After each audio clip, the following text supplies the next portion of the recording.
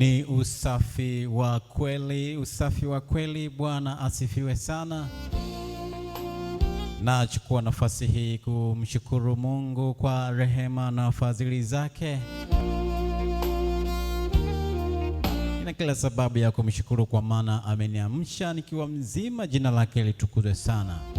Kwa nafasi hii basi, bila kupoteza muda, niwakaribishe wote wasikilizaji ambao mnaendelea kuwa nasi katika kutufuatilia katika kipindi chetu cha Amka na Bwana asubuhi ya leo.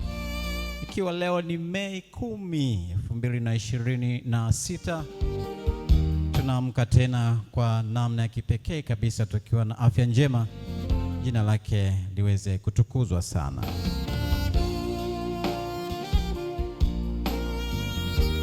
Mungu wetu ni mwaminifu. Kama ilivyo desturi na kawaida yetu, siku ya kwanza ya juma tunakuwa tunaelekea katika majukumu yetu ya kila siku.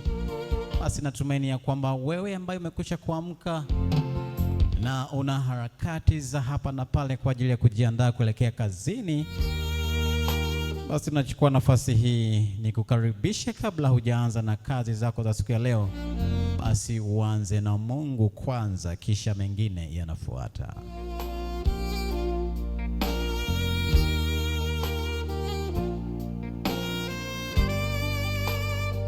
Utakuwa nami leo. Naitwa Nelson Fales katika Amka na Bwana, mtangazaji wako wa siku zote. Basi wewe ambaye unajiandaa kuelekea katika shughuli mbalimbali, tunakukaribisha katika kituo maalum, kituo cha Kanisa la Waadventista wa Sabato Nungwi Central Zanzibar. Tuko hapa kwa ajili ya kukubariki katika kipindi cha asubuhi, kesha la asubuhi ya leo. Na katika kesha la asubuhi ya leo utakuwa naye si mwingine. Leo utabarikiwa na Madam Sophie. Madam Sophie utakuwa naye katika Amka na Bwana kesha la leo, ambalo litatuweka karibu kabisa na Mungu ili tuweze kujua nini ambacho Mungu amekusudia katika asubuhi ya leo.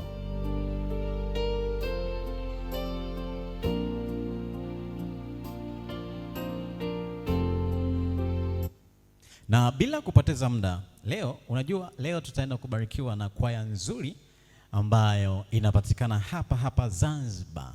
Kwaya nzuri ambayo inajulikana kwa jina linalosema ni Marafiki wa Yesu. Marafiki wa Yesu wanapatikana wapi? Wanapatikana katika kanisa la Chuini hapa Zanzibar. Ukiwa unahitaji kuwapata, basi ni maeneo ya huko Zanzibar. Wao wanaimba mzuri ambao utakufanya uweze kuanza vyema siku yako nzuri.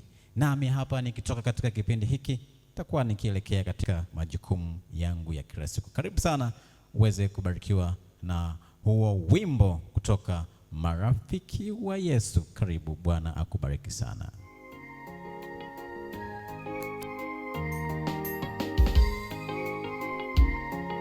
Na baada tu ya huo wimbo kutoka kwa kwaya pendwa, tutakuwa tukielekea katika kesha letu la asubuhi, na Madam Sophie atakuwa hapa studio zetu za Nungwi Central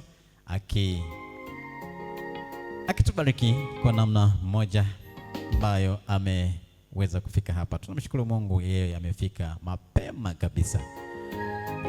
Anapofika hapa tuna kila sababu ya kusema asante Mungu. Kwa wewe ambaye unaumwa, wewe ambaye afya yako haiko vizuri, uko nyumbani, uko hospitalini, basi Mungu kwa neema zake zote akutangulie katika dawa unazozitumia, matibabu ambayo unayatumia. Basi Mungu katika mkono wake wenye uponyaji, basi akuponye kupitia dawa hizo.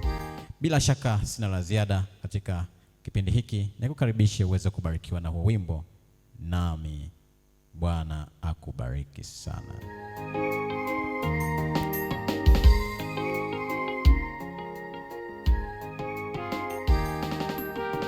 Akisema amesema, Mungu wetu akiahidi ameahidi.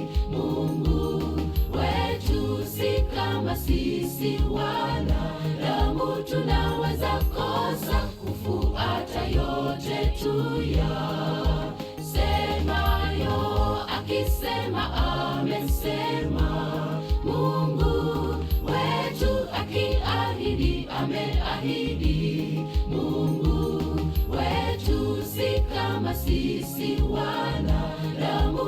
tunaweza kosa kufuata yote tuyasemayo.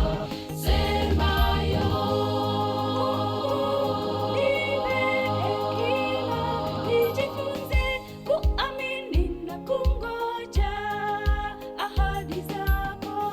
Nijifunze kukuamini wewe mweza yote. E Mungu, naomba hekima yako.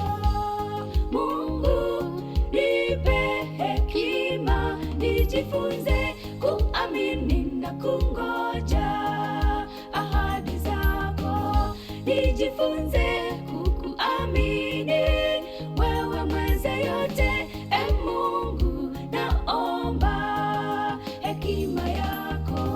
Akisema amesema, Mungu wetu akiahidi ameahidi. Mungu wetu si kama sisi wanadamu, tunaweza kosa kufuata yote tuyasemayo. Akisema amesema, Mungu wetu akiahidi ameahidi. Mungu wetu si kama sisi wanadamu, tunaweza kosa kufuata yote tuyasemayo.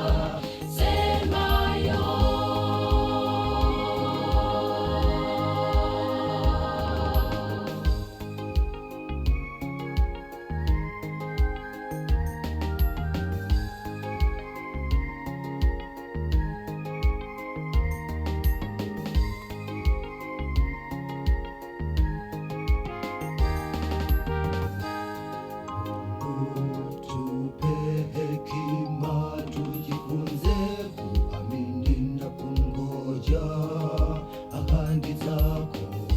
Tujifunze kukuamini wewe mweza yote. E Mungu, twaomba hekima yako. Mungu, tupe hekima, tujifunze kuamini na kungoja ahadi zako. Tujifunze kukuamini wewe mweza yote. E Mungu, twaomba hekima yako. Akisema amesema, Mungu wetu akiahidi ameahidi. Mungu wetu si kama sisi wanadamu, tunaweza kosa kufuata yote tuyasemayo. Akisema amesema, Mungu wetu akiahidi ameahidi. Mungu wetu si kama sisi wanadamu, tunaweza kosa kufuata yote tuyasemayo. Akisema amesema, Mungu wetu akiahidi ameahidi. Mungu wetu si kama sisi wanadamu, tunaweza kosa kufuata yote tuyasemayo. Akisema amesema, Mungu wetu akiahidi ameahidi. Mungu wetu si kama sisi wanadamu, tunaweza kosa kufuata yote tuyasemayo.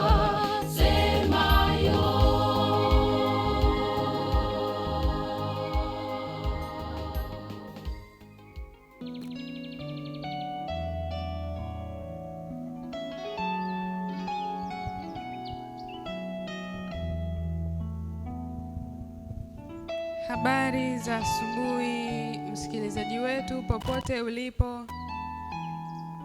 Karibu katika Amka na Bwana, kesha la asubuhi, na msomaji wako wa leo ni mimi Sofia Nestori. Na kabla ya kuendelea, naomba tufungue kwa ombi. Tuombe. Mtakatifu, mtakatifu, Baba Mungu unaishi mahali pasili juu mbinguni, jina lako litukuzwe. Tunakushukuru sana kwa wema na ulinzi wako. Tunakushukuru kwa kuwa umekuwa na sisi usiku mzima wa leo na kutuamsha asubuhi tukiwa salama, jina lako litukuzwe sana. Wakati huu tunapoenda kusoma kesha hili la asubuhi, tunaomba Roho wako Mtakatifu akaweze kutuongoza, tukaweze kupata dhamira halisi ya kile unachohitaji tujifunze katika somo hili. Na tutakapoendelea na shughuli zetu za kila siku, Roho wako Mtakatifu akaweze kuwa na sisi akitulinda na kutuongoza tuenende sawasawa na mapenzi yako. Ni maombi yangu kupitia jina la mwanao Yesu Kristo, amina. Na kichwa chetu cha somo kinasema nipate kumjua yeye. Watoto wala si watumwa. Basi kwa kuwa tunapokea ufalme usioweza kutetemeshwa, na muwe na neema ambayo kwa hiyo tumtolee Mungu ibada ya kumpendeza pamoja na unyenyekevu na kicho. Waebrania 12 mstari wa 28.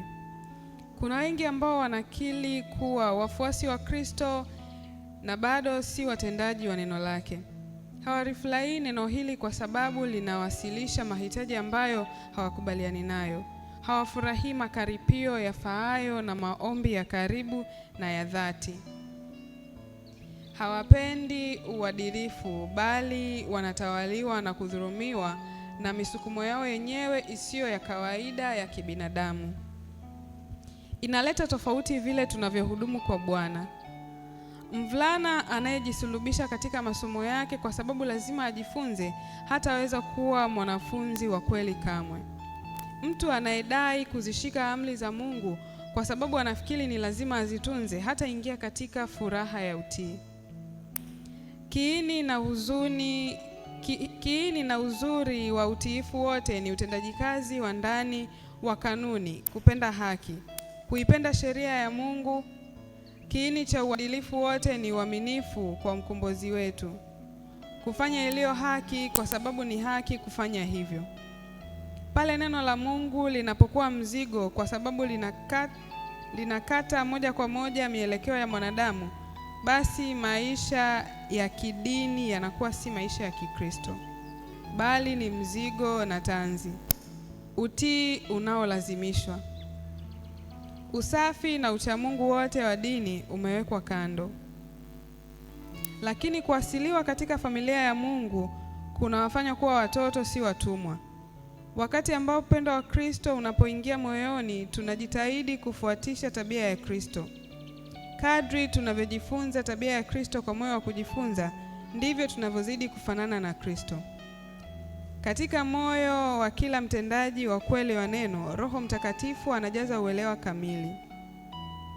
Kadri tunavyosulubisha mazoea ya binafsi kwa kuwapatia wengine baraka zetu na kwa kutumia uwezo wetu tuliopewa na Mungu, ndivyo neema za mbinguni zitakavyoimarishwa na kuongezeka ndani yetu.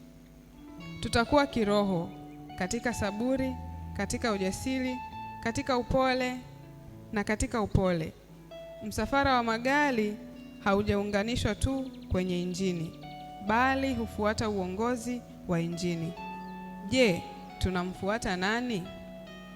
Mwenyezi Mungu akubariki sana unapotafakari maneno haya na aweze kuwa na wewe siku nzima ya leo.